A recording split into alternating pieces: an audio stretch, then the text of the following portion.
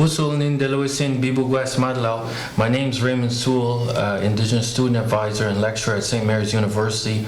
And I have with me today Karen Schaffer, accomplished author and career services employee here at the Student Service Branch. Aduguagan methodology is telling a story. So I have Karen here. She can't be at the conference in Tennessee, but she'd like to share her story. And that methodology of Aduguaganu storytelling is very important to Mi'kmaq people.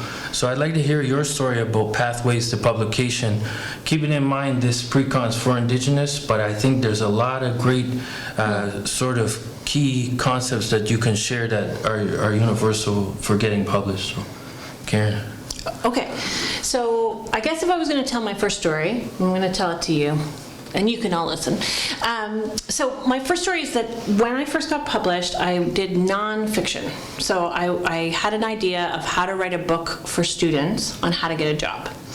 And I think the important thing that I was quite young. I was in university at the time when I had the idea, so I was in my early 20s, and so I had no sense that I wouldn't be able to make that happen, which is very useful. And so it was a good idea. So because the idea was I was a student and I was going to write it from the point of view of a student. That was the concept. And I wrote what I'm going to tell you is a very garbage first couple of chapters. It was not very good. But I learned a lot, and I was listening, and I was learning about careers, and I asked people, like, how did you get your jobs? And everybody had something to teach me about that. But I think in terms of getting published, I also spoke as if that project... So even though I didn't have a very good first draft and I was still researching and stuff like that, I would tell people, oh, I'm working on a book on how to get a job for students from the point of view of a student. So I had a very clear thing that I was telling people that I was doing. And so it took a couple of years, and then the other kind of key pieces that I got, someone in my life who wasn't a paid mentor, it was actually a friend, but she was very good at writing. So the other thing is, whatever kind of writing you do, people can read it and kind of be a cheerleader and say, oh, that's great, I really liked that scene. Or I liked the fact there were, young people in it or something. But they can't always tell you how to improve it. It's a very rare person who can tell you. So when you find someone who gets what you're trying to write and can tell you how to improve it, keep those people in your life. So I had a roommate, and she said to me, where's that book you're writing on how to get a job? And I said, because I knew it was somewhere deep inside me, I knew it was bad, which is why I wasn't writing it. So it was on my computer somewhere. And she said, can I go find it? And I was like, oh, okay. And I remember just kind of squishing down on the sofa and just kind of trying to ignore the fact that she was actually going to look at this thing. And she printed it off. It was probably a couple of chapters. And she read it. And then she wrote me a note about it. And I could still remember. She was really lighthearted. She was like, hey there, school marm, I'm not even a student and I'm already scared from the first paragraph.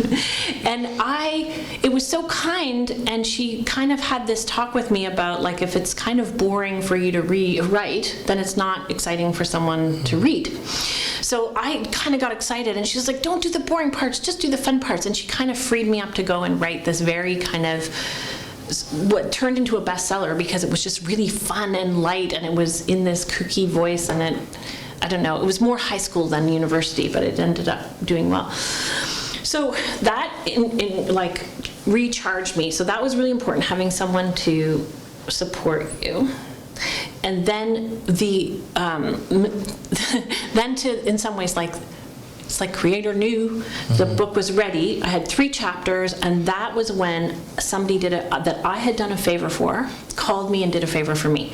So I had helped him get a job because I heard of something and I thought of him, and I went out of my way to call him. And then he called me and he said, remember that book you're writing on how to get a job for students from the perspective of a student? And I said, yeah. He goes, oh, this woman I know who's at this publishing company is looking for stuff, and I told her your idea because the idea was that clear. He was able to tell her the idea. And she's coming to, he was having a music release party. He said, she's coming, why don't you come? And I literally met her as she was leaving the party. I was coming in, and she said, oh, you got that thing, come and meet with me. And that's how I got a book deal. National bestseller. Karen's very humble, but In Canada. proud of that. It's proud, but it was And Canada. the second It was- book as well was very successful. It was not as much because it wasn't as clear a book and I didn't market it as well. That's a whole other piece, which is the marketing. Because there's two pieces to publication, because one is the writing and the idea and the shaping, and then the second half is the marketing. And I think writers tend to avoid the marketing part, and sometimes it's frustrating that people who are good at marketing aren't necessarily always wrote the best material, and learning the marketing part or finding support in the marketing part is probably another thing that, because it's not done when you get it published, there's this other thing about how do you get it out there and how do you support it. But I think I think if those were the big pieces of, you know, finding out what you want to write, being clear about it, owning it before it's completed. You are a writer if you are writing. It's the writing that makes you a writer. And writing includes thinking about the project, researching the project, reading things, talking to people, staring out your window, thinking about it. Like, that's all part of creating something. And the path to publication is sharing what you're working on. So when you feel like you got a sense of what you're doing. So again, I meet writers who are working away and they don't want to show anyone until it's perfect. Mm-hmm. And in some ways you need to share it. You need to share it in safe places, so from people who support you and who can tell you when it's good, was ready to be shown, and then you've got to put it out there. So it just, recently I decided to move away from nonfiction and write creatively, so to write script. And again, I had someone encouraging me who knew how to write script. And we started small, and we picked like a Christmas romance that you see on the Christmas channels, because it was easy. It's like, it's Christmas, it's two people fall in love. That's all you need. Like, it gives you a frame. There's nothing else you can do. But then you can come up with all kinds of stories. And so again, it was a process of learning on that script, but then telling people I was doing it and asking for help, which has led to finding a producer and a director. And the producer wasn't going to do it, but it just so happened she had a best friend who was an actor who wanted to direct. So we don't know if it's going to go anywhere. But again, it's the sharing in places that are safe and telling people about it and kind of owning it before it exists as a thing that kind of can make those connections. And I think there's a real demand for Indigenous storytelling, and there's a better understanding. It's not perfect, but there's a better understanding we need Indigenous storytellers telling those stories. So if there's any time to be out, there's also probably people, who, including me, who would like to partner with people, because we don't want to tell the stories exactly, but we want to make sure those stories are getting heard. So it might be that there's more people willing to mentor and support. If anybody wants to write script, I'm interested in supporting you. I have a friend who's even more senior than I am, who'd be interested in supporting you. So and we'll have the email below. Adegwe Wanuga storytelling. I know one of your sort of mantras is it's like breathing. Could you expand upon that, about the energies of creating naturalness of storytelling? Well, you know, we all have stories to tell, and most of us, like, we all kind of live through our stories, I think. I think there is sort of an idea of creating time that is not, so everyone's like, write an hour a day, or write, and I think everybody has a different way of creating that special time to write, but it's about carving out time that is, I've heard it described as oceans of time, where you can just let go and be in the creative process. And if that means drawing a map, or free associating, or having a conversation with someone, or doing morning pages where you're just writing, free associating, to watch the connections come. I think that's where your best ideas kind of collect. And sometimes we try and structure that time too much. I don't know that it works. Where you talk about shaping ideas and that, how do you go about the editing process? Because I know that's difficult for a lot of authors. They feel like, I've written all this, I've kept everything, I'm done now. I can just relax and it'll be a book. That's a great question, because I just rewrote so the first script I ever wrote, I just rewrote it again for the third time. And this time, it really felt like when it was done, the second time I reviewed it, and I had worked closely with someone and we all went, yes, that's done. And then they went away and they got feedback. And they said, oh, well, you have to tweak a few things. And it felt like I was going to rip apart my baby, right? And I had woven all these story pieces together so tightly, and this related to this. And my mentor said to me, yeah, no, this is the work. If you're going to do... So the big thing with editing is, it doesn't matter where you're writing. It could be academic, nonfiction, creative, particularly in TV and film. If you can't be edited, you can't work in the field. So learning how to let someone give you suggestions is a huge part of the process. So that's why I say it's really good to learn on someone who believes in your material, understands your material, and you trust. It's not giving it willy-nilly to everybody. It's finding someone to work with first before you start putting it out there to people who are really going to start just going, that needs to change, that needs to change. But here's the thing, it gets better. So I ripped apart my script and I had to change like where people were located and stuff. And you know what, I'm done. I like it so much better. So it's trusting that you do not have to take every editing note. You have to understand the genre or the audience you're writing to. You can still push the edges. So on that original student job book, the editor said to me, well, you were telling, I told funny stories in it. And she said, at first I didn't get it. And then I thought about it and I really liked it. So it was enough in the genre she could get it. And then I pushed it a little bit further and she was like, oh, it's weird, but I like it, right? So I think writers do it all the different ways. You could be highly experimental and just go and go and go until somebody gets it.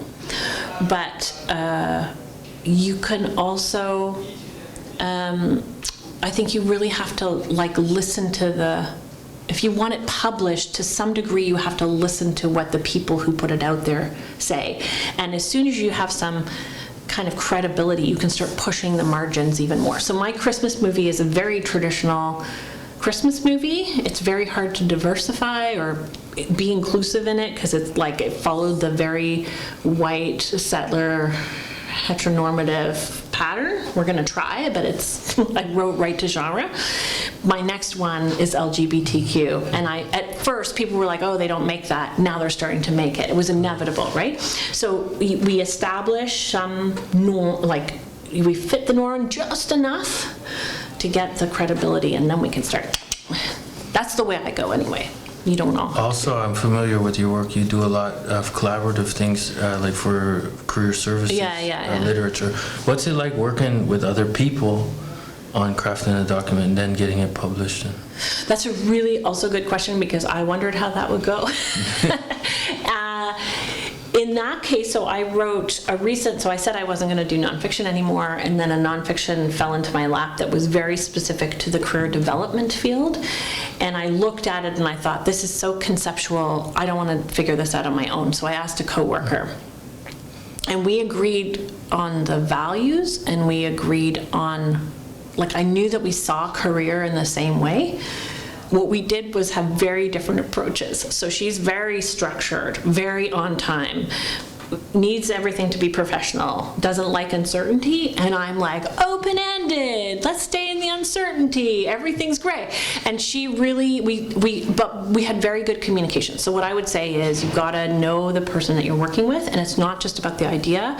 Can you communicate to each other? Can you find a process? So in our process, we worked on all the concepts together, and then it turns out I like writing the raw, she likes editing what's already there. So I said, I'll write all the new stuff if you edit it. And we were both like, really? You're going to do that? So that worked out. And then, she probably did more work on the editing, but then I took over design, which she does not like. So it worked out. Expectations. Talk about expectations. Be clear. Usually writing will draw up your biggest fears, so you've got to be able to talk to each other. And if you have a sense of what writing can sometimes trigger for you, it's helpful. So if I feel like I'm being pushed or it's going to take too long, I get antsy. If she doesn't feel it's going to be professional enough, she gets antsy. So then we can talk about, oh, this is what's happening right now. So let's come up with a solution. There's always a solution. It's just... When you're sitting there and you have a blank page in front of you or a blank Microsoft sheet, do you write for yourself or the audience or a mix of both? With the career books, I could clearly see my audience because I was so close to them. I was very attuned. So it wasn't like I just really, so when you read those books, you can, it's like I'm talking to you in a session. I really, it's very personal. So to me, I'm very clear about the audience. In script, I wouldn't say it's as clear that the audience is there. I'm the audience. So if I'm having a good time and I get fluttery, I reread what I just wrote and I hadn't read the whole thing, and I started tearing up in the last 10th of the thing, of the piece. And when, it sounds like, oh, and I cried over my own work, but actually when I get emotional, it means it's working. That means I'm like, yeah, I know that it's working because I'm like in the coffee shop, like wiping tears away. So that's how I know in creative that I've hit it, because I feel it. So I think it depends. And with writing, I don't think there's a right way or a wrong way. I don't think that everybody's process is different. And the biggest thing is understanding your process and leaning into your process, but then allowing yourself to be edited and putting it out there. Now, as an Indigenous writer, people will be coming at it from a different worldview or a different paradigm. What would you suggest would be a good way to, not necessarily advocate, but just, we have a term called Elnuig, make it Mi'kmaq, or make it Elnuig. How can you make a publishing group or a deal see kind of your worldview? Is there any? That's a good, I definitely think, if you can work with someone who has some understanding of it, because I know you're working on poetry right now, and the person you're working with gets you, would you say, right? Two-eyed seeing. Two-eyed seeing. And so he knows what the publishing company needs and wants, and he can see your vision. And it's like, so it's feeling, so if you have any sense that somebody is trying to change who you are, they're not the right house or they're not the right person, I think it's down to relationships.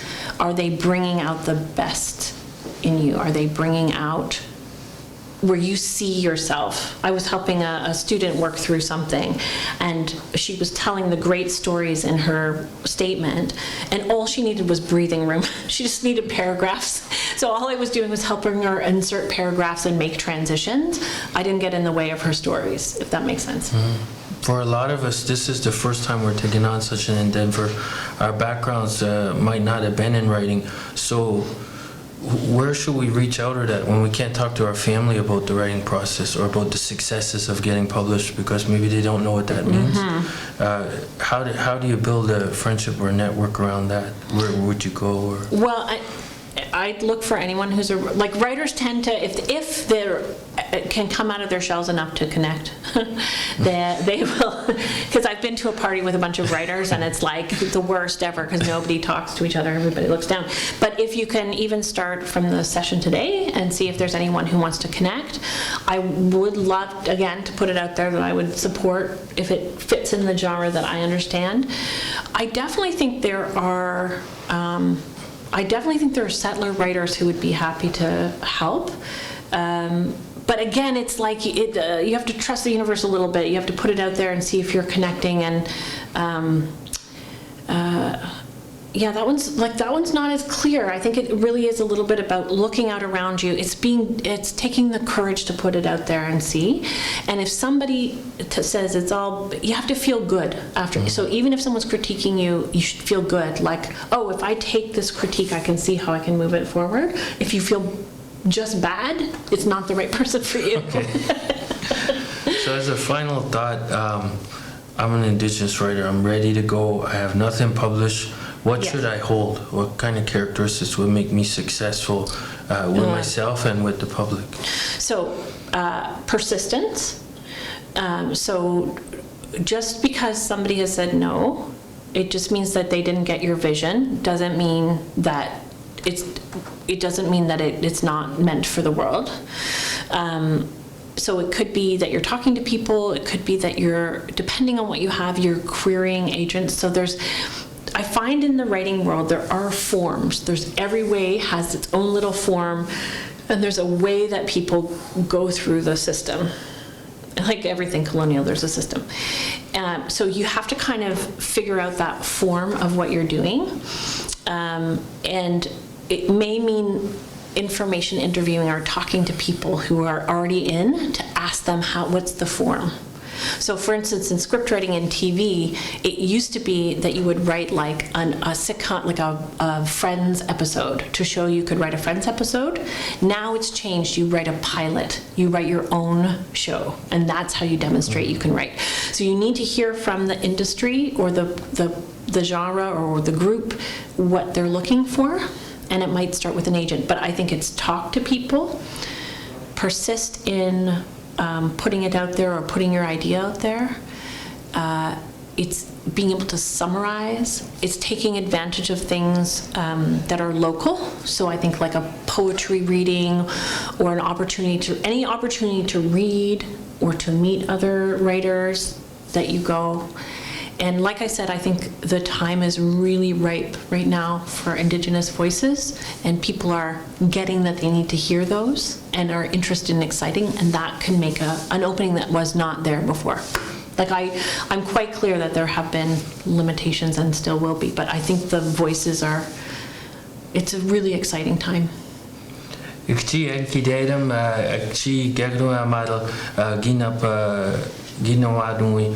Thank you for all these lessons, Walalin. Yeah.